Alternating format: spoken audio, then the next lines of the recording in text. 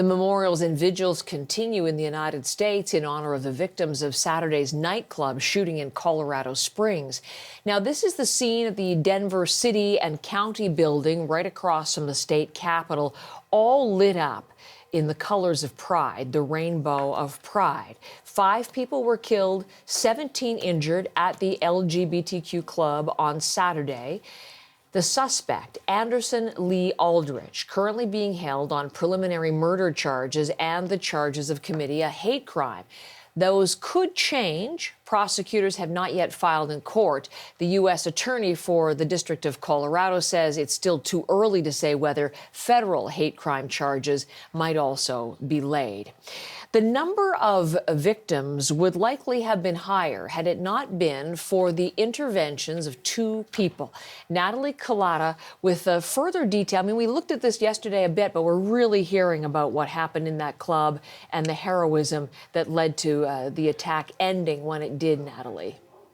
And Heather, hearing from those 2 or one of those 2 individuals who really took action when that gunman walked into the club on Saturday night, the 2 individuals who were able to subdue him before police arrived. And really that's within minutes, because it was within 5 minutes. Police were there right away to try and pin this man down. They are the 2 individuals, Thomas James and Richard Fierro. Now, Fierro is a former military veteran, a major in the military. He was deployed in Afghanistan, in Iraq. He said his training really kind of took over when the attack began, and he jumped into action, instinct taken over. He took one of the assailants' guns away. He described it a little bit more. Have a listen to what he had to say.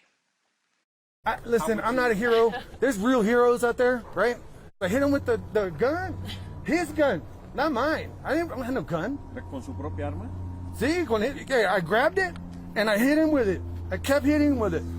That cop walked in. When he saw me, he must have thought I was crazy.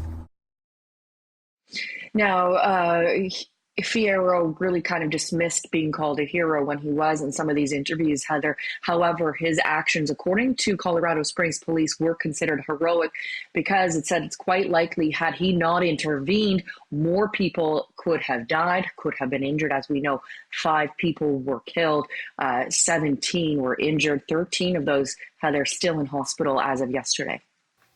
And as for those who were killed, Natalie, 5 people died in that club shooting, and their stories are beginning to emerge as well. Yeah, we are learning more about those individuals. I can take you through some of them that we know. Raymond Green Vance was actually the boyfriend of Fierro's daughter. They were all there watching the drag performance that was going on in the club at that night. It was his first time in the club. Kelly Loving, another individual who was killed. Daniel Aston, a transgendered bartender, also a performer in the shows at the club.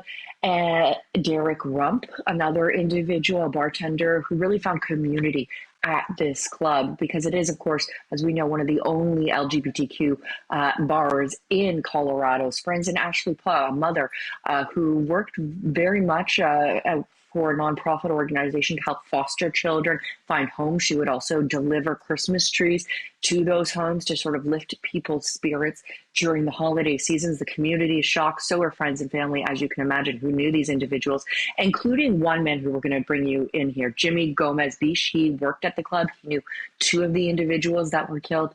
Here's a little bit more about what he had to say about them.